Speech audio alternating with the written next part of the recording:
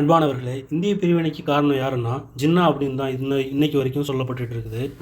ஆனால் பல இந்துத்துவ தீவிரவாதிகளும் இதற்கு மிக முக்கிய காரணமாக இருந்தாங்க. அதே போல் இந்திய பிரிவினையை எதிர்த்த பல முஸ்லீம் தலைவர்களில் மிக முக்கியமான ஒருத்தர் அல்லா பகஷ். அவரை பற்றி தான் இந்த வீடியோவில் விளக்கமாக பார்க்க இருக்கிறோம். இந்துத்துவ தீவிரவாதிகள் இந்திய பிரிவினைக்கு முக்கிய காரணம் முஸ்லீம்கள் தான், அதிலே முக்கியம் ஜின்னா தான் அப்படிங்கிறத தொடர்ந்து பரப்பிட்டு வராங்க. அப்படியான அந்த பொய் பிரச்சாரத்தில் இந்து ராஷ்டிரம் அப்படிங்கிறது மக்களிடத்தில் மறைக்கடிக்கப்பட்டே போயிடுச்சு. இந்திய பிரிவினைக்கு முஸ்லீம்கள் தான் காரணம் அப்படிங்கிறத இந்துத்துவ தீவிரவாதிகளை தாண்டி பல நடுத்தர இந்துக்களே நம்பக்கூடிய அளவுக்கு பொய் பிரச்சாரம் செஞ்சு வச்சுருக்காங்க. முஸ்லீம்கள் மீதோ அல்லது ஜின்னா மீதோ இந்துத்துவ தீவிரவாதிகளால் சொல்லப்படும் குற்றச்சாட்டுகள் காரணமாக இந்திய விடுதலைக்கு தங்களுடைய சதவீதத்துக்கு மேலாக பாடுபட்ட முஸ்லீம்களுடைய தியாகங்கள் மறக்கடிக்கப்பட்டே போயிடுச்சு. இந்திய விடுதலையில் முஸ்லீம்களுக்கு பங்கே இல்லை அப்படிங்கிற அளவுக்கு ஒரு தோற்றத்தை ஏற்படுத்தக்கூடியதாக இருக்குது. இந்திய பிரிவினையை எதிர்த்த அல்லா பகஷ் அப்படிங்கிறவர் சிந்துவுடைய சூமுரோ குலத்தில் பிறந்த ஒரு பெரும் நில உடைமையாளர் ஆவார். கட்டுமான ஒப்பந்த தொழிலில் ஈடுபட்டு வந்தார். 1923 சுக்கூர் மாவட்டத்துடைய வாரிய தலைவராக இருந்தார். அதுக்கப்புறம் 1926 பம்பாய் சட்டமன்ற குழுவுடைய உறுப்பினராகவும் பம்பாய் பிரசிடென்சியில் இருந்து சிந்துவை பிரிக்கக்கூடிய இயக்கத்துக்கு தலைமை தாங்கக்கூடியவராகவும் இருந்தார். 1934 சிந்து மக்கள் கட்சியை உருவாக்கினார். பின்னர் அது இத்திஹாத் அல்லது ஒற்றுமை கட்சி அப்படின்னு அறியப்பட்டுச்சு. கிட்டத்தட்ட 3.5 வருஷங்களாக பிரிமியர் பதவியில் இருந்தார். அது அன்றைய முதல்வர் பதவின்னு சொல்லப்படுது. அந்த காலத்தில் அரிதாகவே காணப்பட்ட எளிமையான வாழ்க்கை முறையாலையும் ஜனநாயக சிந்தனைக்காகவும் அவர் பெரிதும் கவனிக்கப்பட்டார். அதிகாரத்தில் இருந்தாலும் அதிகாரத்துடைய சின்னமான கொடியை அவர் தன்னுடைய அதிகாரப்பூர்வ காரில் எப்போதும் பயன்படுத்தினதில்லை.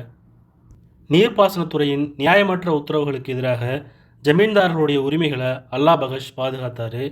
அரசியல் கைதிகள் மற்றும் பொது கைதிகள் மனிதாபமானமற்ற முறையில் நடத்தப்படுவதையும் அவருக்கு கண்டித்தார். காவல்துறை அதிகமாக இருந்தால் குற்றச்செயல்கள் பெருகும் அப்படின்னு அவர் நம்பினார். இது சம்பந்தமாக அவர் என்ன சொல்லியிருக்காருன்னா, காவல்துறையில் சேர்பவர்கள் மக்களுக்கு சேவை செய்ய வேண்டும் என்பதற்காகத்தான் பணியில் சேர்கிறார்கள் என்று தெரிந்தால் நீங்கள் விரும்பும் எண்ணிக்கையில் நியமித்துக் கொள்ளுங்கள் என்று நிச்சயமாக சொல்வேன். ஆனால் இவர்கள் பணியில் சேர்ந்தது மக்களுக்கு சேவை செய்ய வேண்டி அல்ல, கொள்ளையடிக்கவே. அதுதான் அவர்கள் பணியமர்த்தப்பட்டதன் பொருள் அப்படின்னு சொல்லியிருக்காரு.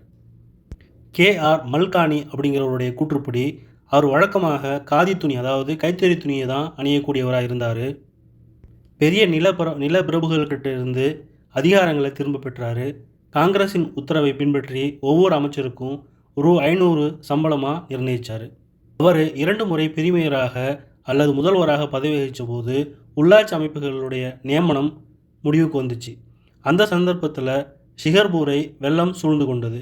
அந்த நேரத்தில் நகரை சூழ்ந்திருந்த வெள்ளத்தை வடிகால் செய்யறதுக்காக அந்த வெள்ள நீரை எல்லாத்தையும் தன்னுடைய வயல் பக்கம் வெட்டி விட்டுட்டு அந்த நகரத்தையே காப்பாற்றினார். இது எல்லாத்துக்கும் மேலே அவர் வகுப்புவாத சிந்தனை அற்றவர் என்பதோடு அனைவரையும் உள்ளடக்கிய ஒன்றுபட்ட இந்தியாவை நம்பினார். குறிப்பாக பிரிவினையை அவர் எதிர்த்தே வந்தார். முஸ்லீம் லீக்கால் பரப்பப்பட்ட இருதேச கோட்பாடு மற்றும் பாகிஸ்தான் உருவாக்க திட்டத்திற்கு எதிராக இந்திய முஸ்லீம்களை ஒருங்கிணைத்ததே அல்லா பகஷ் தான். முஸ்லீம் லீக்குடைய பிரிவினையை கோரிக்கையை எதிர்க்கும் போது மிகவும் மூர்க்கத்தனமாக அவர் எதிர்த்தார். இந்திய முஸ்லீம்கள் அனைவரையும் ஒரே அமைப்பின் கீழே ஒருங்கிணைச்சு ஆசாத் முஸ்லீம் மாநாடு அல்லது சுதந்திர முஸ்லீம் மாநாடு அப்படிங்கிறதே நடத்தினார். லாகூரில் முஸ்லீம் லீக் பாகிஸ்தான் தீர்மானத்தை நிறைவேற்றிய 5 வாரங்களுக்குள் இந்த ஆசாத் சுதந்திர மாநாட்டை இவர் நடத்தினார். முஸ்லீம் லீக்குடைய பாகிஸ்தான் திட்டத்துக்கு எதிராக முஸ்லீம் பிற்படுத்தப்பட்ட வகுப்பினரையும் தொழிலாளருடைய வர்க்கத்தையும் ஒன்றாக இணைச்சு தான் இந்த மாநாட்டை இவர் நடத்தினார். முக்கியமாக முஸ்லீம் லீக்குக்கு ஆதரவாக இருந்த அப்போதைய பிரிட்டிஷ் பத்திரிகைகள் கூட இந்த மாநாடு இந்திய முஸ்லீம்களை பெரும்பான்மையாக பிரதிநிதித்துவப்படுத்துகிறது அப்படிங்கிறத ஒப்புக்கொண்டாங்க. அதுக்கப்புறம் 1940 ஏப்ரல் 27 30 வரைக்கும் டெல்லியிலையும் ஒரு பெரிய அமர்வை நடத்தினார். இந்த அமர்வுக்கு இந்தியா முழுவதும் இருந்து கிட்டத்தட்ட 1400 பிரதிநிதிகள் கலந்து கொண்டாங்க. இந்த மாநாட்டில் கலந்து கொண்ட முக்கிய முஸ்லீம் அமைப்புகள் அகில இந்திய ஜம்மியத்துல் உலமா, அகில இந்திய மூமின் மாநாடு, அகில இந்திய மஜ்லிஸ் இ அஹ்ரார், அகில இந்திய ஷியா அரசியல் மாநாடு, குதாய் கித்துமத் கர்ஸ், பெங்கால் கிரிஷக் புரோஜா கட்சி, அகில இந்திய முஸ்லீம் பாராளுமன்ற வாரியம், அன்புமன் இ வதான், பலுஜிஸ்தான், அகில இந்திய முஸ்லீம் மஜ்லிஸ் மற்றும் ஜமியத்துல் அஹ்லே ஹதீஸ் போன்ற அமைப்புகளும் கலந்து கொண்டுச்சு. ஆசாத் முஸ்லிம் மாநாட்டில் முறையாக தேர்ந்தெடுக்கப்பட்ட பிரதிநிதிகள் ஐக்கிய மாகாணம், பீகார், மத்திய மாகாணம், பஞ்சாப், சிந்து, வடமேற்கு எல்லைப்புற மாகாணம், மெட்ராஸ், ஒரிஷா, வங்காளம், மலபார், பலுச்சிஸ்தான், டெல்லி, அஸ்ஸாம், ராஜஸ்தான், காஷ்மீர், ஹைதராபாத் மற்றும் பல பூர்வீக மாநிலங்களில் இருந்து கிட்டத்தட்ட இந்தியா முழுவதையும் உள்ளடக்கிய பல பகுதியிலிருந்து பல இஸ்லாமிய அறிஞர்களும் கலந்து கொண்டாங்க. டெல்லி அரபிக் கல்லூரியிலிருந்து ஏராளமான மாணவர்கள் வந்து இந்த மாநாட்டுக்கு தன்னார்வலர்களாக தங்களுடைய சேவைகளை வழங்கினாங்க. அதுபோக அலிகார் முஸ்லீம் பல்கலைக்கழகத்தில் இருந்தும் 50க்கும் மேற்பட்ட மாணவர்கள் இந்த மாநாட்டில் கலந்துக்கிட்டாங்க. மாநாட்டின் பாகிஸ்தான் எதிர்ப்பு எழுச்சியை பொறுத்த வரைக்கும் நாட்டின் பல்வேறு பகுதியில் இருந்து ஆயிரக்கணக்கான பிரதிநிதிகளும் பங்கேற்பாளர்களும் மாநாடு தொடங்குவதற்கு முன்பே வர தொடங்கிட்டாங்க.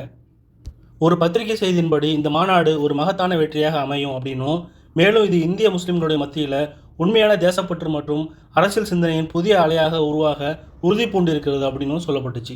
அல்லாபகஷுடைய வருகையின் போது முஸ்லீம் லீக் கட்சியினர் கருப்பு கொடி காட்டுவதற்காக திட்டமிட்டிருந்தாங்க. ஆனால் மாநாட்டுடைய பிரம்மாண்டத்தை பார்த்ததும் அந்த யோசனையை கைவிட்டுட்டாங்க.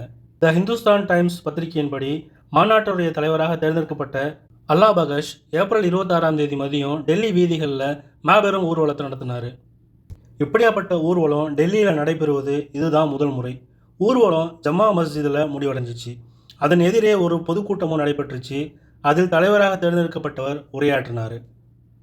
மாலை 6 மணிக்கு மாநாட்டு நடவடிக்கைகள் தொடங்கிய போது பந்தல் மூச்சு முட்டும் அளவுக்கு நிரம்பி வழிஞ்சிச்சு. பெண்களுக்கு தனிப்பட்ட பகுதி ஒதுக்கப்பட்டிருந்துச்சு. நுழைவுச்சீட்டுகளால் ஒழுங்குபடுத்தப்பட்ட பின் பந்தலின் உள்ளே அனுமதிக்கப்பெற முடியாத பெரிய கூட்டம் ஒன்று ஒளிவாங்கிகள் மூலம் ஒளிபரப்பப்பட்ட நிகழ்ச்சிகளை வெளியிலிருந்து கவனிச்சுக்கிட்டு இருந்தாங்க. பந்தலுக்கு உள்ளேயும் வெளியேயும் சேர்மன் மற்றும் தலைவருடைய உரைகளை கேட்க 50,000க்கும் மேற்பட்ட முஸ்லீம்கள் அங்கே குழுமியிருந்தாங்க. நிகழ்வுகள் பாடல்களோடு தொடங்கிச்சு.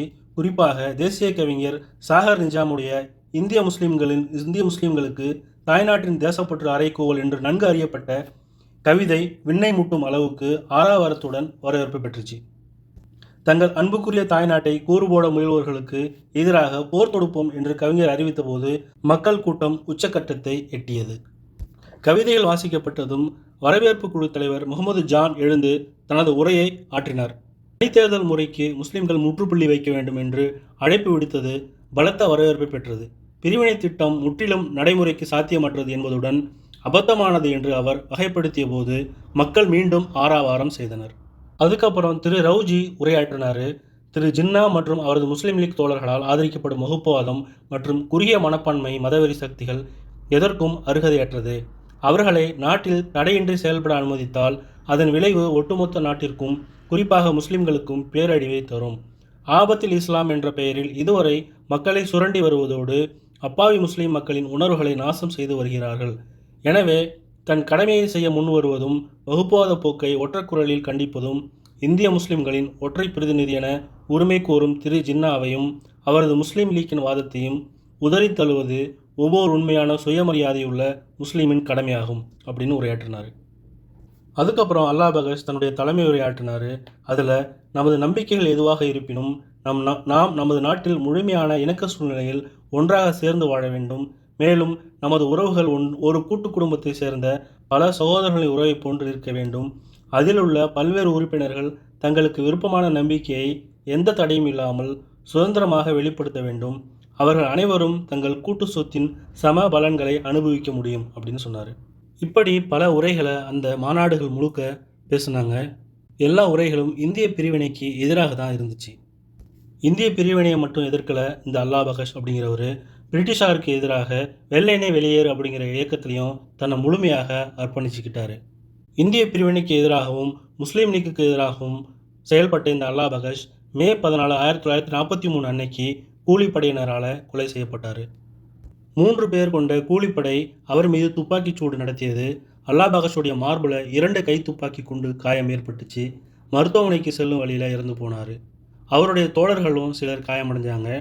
அவருடைய இறுதிச் சடங்கு ஷிகார்பூரில் மே 15, 1943 அன்னைக்கு நடைபெற்றுச்சு. சமகால ஆவணங்களின்படி சுமார் 10,000க்கும் மேற்பட்ட சகல சமூகத்தினரும் மறைந்த அவருடைய உடலுடன் ஊர்வலமாக மயானத்துக்கு போனாங்க. சிந்துவின் ஷிகார்பூரும் பிற நகரங்களும் முழு வேலை நிறுத்தத்தை அனுசரிச்சிச்சு. பல உள்ளூர் செய்தித்தாள்கள் இறந்தவருக்கு அஞ்சலி செலுத்தும் வகையில் தங்கள் செய்திகளை வெளியிடலை. 1947 மார்ச்லேயும் உத்தரப்பிரதேசத்தில் இவரை கொல்றதுக்கான ஒரு கொலை முயற்சி நடந்துச்சு. 2வது கொலை முயற்சியில் தான் அவர் இறந்து போனார். ஆக இந்துத்துவ தீவிரவாதிகள் பலர் இந்திய பிரிவினையை ஆதரித்து அதற்கு எதிராக எந்த குரலையும் கொடுக்காத போது பல இஸ்லாமிய தலைவர்கள் இந்திய பிரிவினைக்கு எதிராக பல போராட்டங்களை முன்னெடுத்தாங்க. அந்த தலைவர்களில் முக்கியமான ஒருத்தர் தான் அல்லா பகஷ். அவர் எப்படியெல்லாம் இந்திய பிரிவினைக்கு எதிராக பாடுபட்டார் அப்படிங்கிறது தான் பார்த்தோம். மேலும் இந்திய பிரிவினைக்கு எதிராக வேறு எந்தெந்த இஸ்லாமிய தலைவர்கள் பாடுபட்டாங்க அப்படிங்கிறத அடுத்தடுத்த வீடியோவில் பார்க்கலாம். இந்த வீடியோ பிடிச்சிருந்தால் லைக் பண்ணுங்கள், ஷேர் பண்ணுங்கள். உங்களுடைய கருத்துக்களை கமெண்ட் பாக்ஸில் எழுதுங்க. நன்றி, வாழ்த்துக்கள்.